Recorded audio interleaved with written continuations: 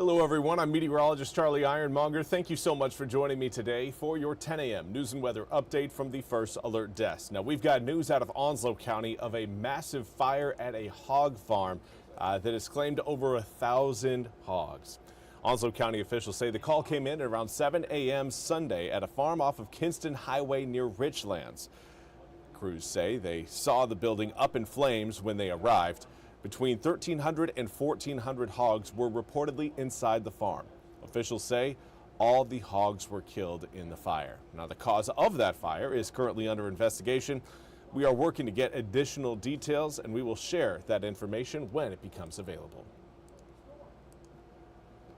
Now, we also want to turn our attention to the partial government shutdown that is now going to be impacting the federal government until a resolution can be passed. NBC's Gabe Gutierrez has more. This morning, a partial government shutdown is entering its third day. Democrats refusing to fund the Department of Homeland Security over President Trump's ongoing immigration enforcement policies after 2 American citizens were shot dead in Minneapolis. We've drawn a hard line in the sand on behalf of the American people. Among the reforms Democrats want, a uniform code of conduct for ICE operations, that ICE agents stop wearing face masks and obtain warrants signed by a judge before making arrests. The president has not said he'll make any concessions. We'll see what happens. We always have to protect our law enforcement. For now, Democrats holding firm. Over the weekend, former President Obama speaking out about ICE in a new podcast interview. So the rogue behavior of agents of the federal government is deeply concerning and dangerous. DHS is a sprawling department with more than 200,000 employees. It includes ICE, but also other critical agencies like FEMA, the Coast Guard, and the TSA. Those employees will be required to work without pay during a shutdown, though ICE has already received $75 billion last year through what President Trump called his Big Beautiful Bill. They're not stopping ICE from doing their job. All this is a political theater. The nation's airports now bracing for potential travel delays if the shutdown drags on. The last one lasted 43 days, and some unpaid TSA employees called out from work, creating massive delays nationwide. You can only plan so far ahead before food starts going bad, or how many cups of ramen soup am I going to feed my kids? Roberto Echeverria is a TSA officer in Salt Lake City. Instead of us focusing 100% on national security, we're having to focus on where our next paycheck is going to come from. And again, that was Gabe Gutierrez reporting. We now want to turn our attention to your weather forecast. Right now, we've got windy conditions. I think that's what most people can take away when they step outside and kind of experience what we've got going on across eastern North Carolina. It's winds and it's cloud cover. The rain showers that were here last night have now pulled off the coast, and we're now looking at drier weather as we head through the next several days. Of course, the cloud cover doesn't really suggest that we're going to be drying out anytime soon. Not to worry, these are the backside, clouds from the backside of the low pressure system that right now is pulling its way deeper into the Atlantic. So for us, we will gradually see clearing skies. I think more of the clearing is going to happen overnight tonight into tomorrow.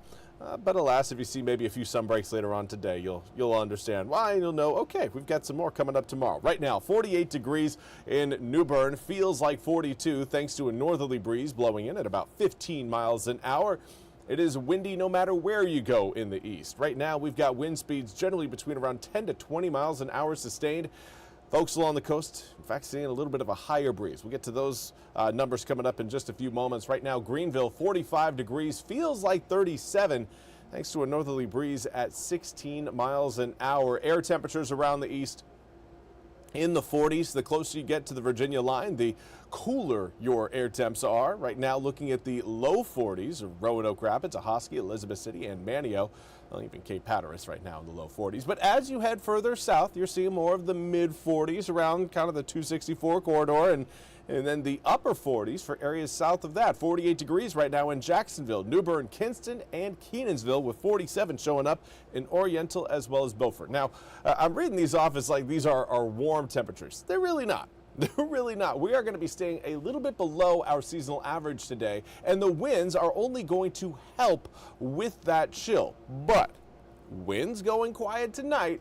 We'll swing around to the south-southwest by tomorrow and bring about a nice little warm-up as we head through the middle portion of this week, even tail end of this week. We are going to be warming up. So air temperatures right now, pretty much the coolest we are going to see for a 10 o'clock reading over the next several days. But winds, again, 15 miles an hour average across the east, looking at a 21 mile an hour sustained breeze in Manio. It is windy, and it will stay windy through the afternoon. Highs getting into the low 50s later on today. Certainly not a super warm day by any stretch of the imagination. In fact, staying around 5 to 7 degrees cooler than our seasonal average. But then, and this evening, those clouds start to clear. Winds go calm. That will allow those winds to pick back up out of the southwest coming in tomorrow. Now, early tomorrow morning, we are anticipating some fog across parts of the east. Not going to be everywhere, but I certainly think many inland areas are going to be dealing with some visibility concerns early tomorrow morning. It's going to be gone by the time we reach around 10, and after that we are looking at sunny skies for the rest of the day. Highs getting into the low 60s tomorrow afternoon. Going to be very comfortable under those sunny conditions, but we've got even warmer weather on the way for Wednesday, Thursday, and Friday. If you're a fan of above average temperatures and you're a fan of just heat in general, we've got a forecast for you. Now, it does look like we will be seeing some upper-level thin clouds moving overhead on Wednesday. Sunshine should be able to make it through some of those clouds, but again, I'm not looking again. The type of sky conditions we're going to have tomorrow, those will not repeat on Wednesday.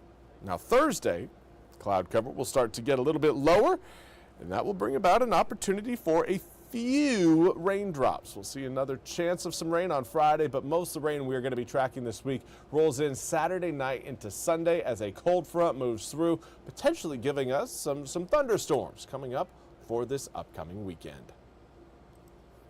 Well, that's all we have time for today's 10 a.m. News and Weather Update from the First Alert Desk. I want to thank you all so much for joining me. We'll be back with more news and weather coming up at the top of the hour. Until then, have a fantastic rest of your Monday. We'll see you back here at 11.